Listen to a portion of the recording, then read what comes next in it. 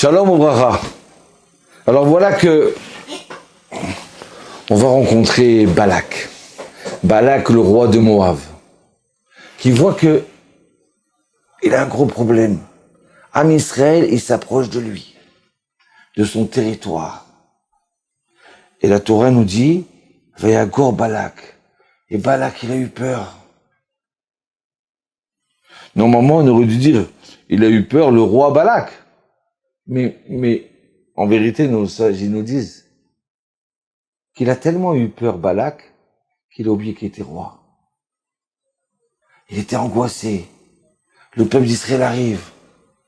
Ils vont l'exterminer. Il faut que je fasse quelque chose. Alors, regardez bien. On a souvent des angoisses. On a des peurs. On ne sait pas ce qui va arriver.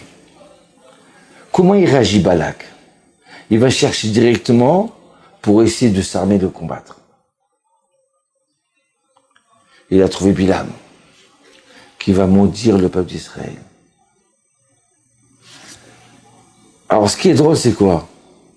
C'est que nos sages nous disent qu'Hachem, il a promis à Lot et aux descendants de Lot, Moab et Ammon, qui vont pas conquérir son terrain. Ça veut dire quoi? Ça veut dire qu'en fin de compte, Balak, il a peur sur une chose qui va pas lui arriver. Mais c'est absurde.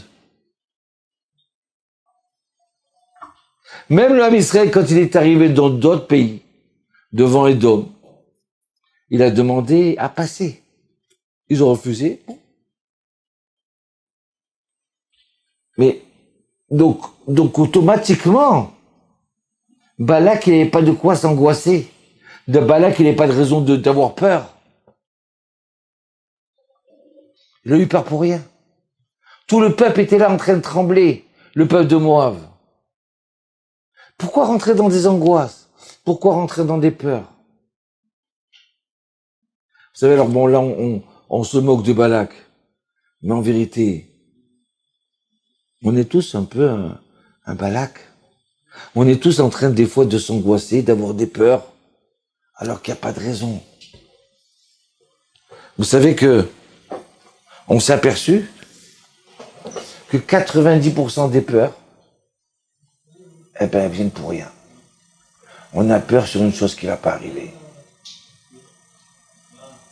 Combien de gens, ils prennent des médicaments pour se calmer, qui sont rentrés dans un système où ils n'arrivent plus à s'arrêter. C'est pas dommage, ça? C'est pas dommage de rentrer, alors que, qu'est-ce qu'il aurait dû faire, Balak? Il aurait dû dire, tu sais quoi?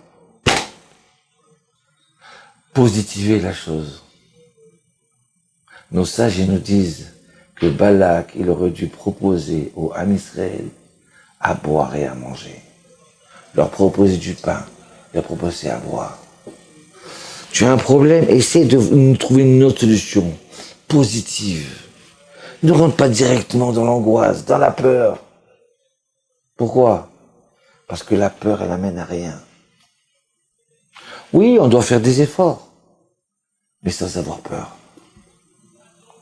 Je parle des choses que même à moi, ça m'arrive.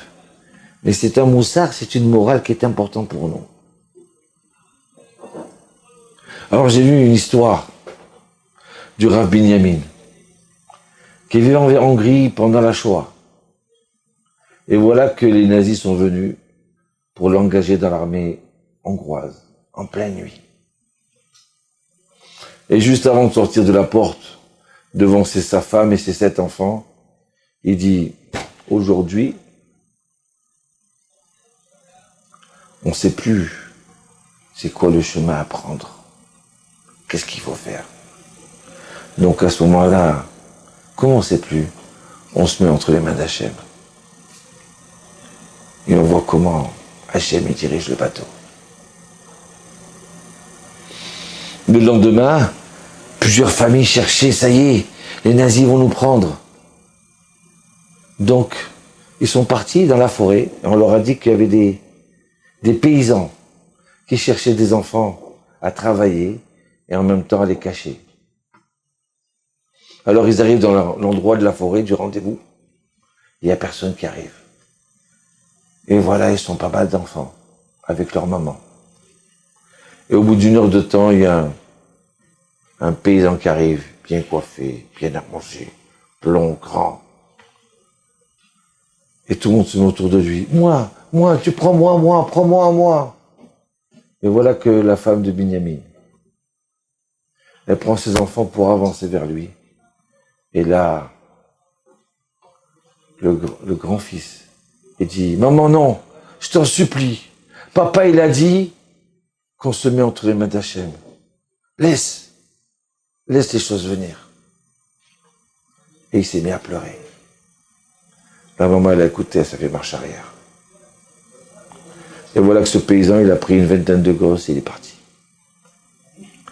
Est-ce qu'il y en a un autre qui va venir? On ne savait pas. Et au bout de 2 heures, il y en a un autre qui arrive. Il a qui a pris le reste des enfants. Ils ont travaillé. Et voilà que quelques mois après, il y a eu la libération. Alors chacun, il voulait savoir qu'est-ce qui se passe chez l'autre. Eh bien, ce petit enfant-là, il se renseigne et qu'est-ce qu'il entend? Qu'à la fin de la guerre, le premier paysan, quand il a vu que la guerre était terminée, il a demandé à tous les enfants de se coucher. Il les a assassinés. C'est vrai qu'on doit faire des efforts. Mais surtout, ça ne sert à rien d'avoir peur. Il y a des moments où il faut faire marcher son bitachon, sa émouna.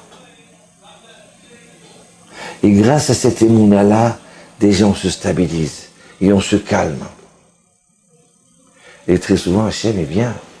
Et voilà, juste la solution que je n'y ai pas pensé, elle est arrivée. Shabbat shalom.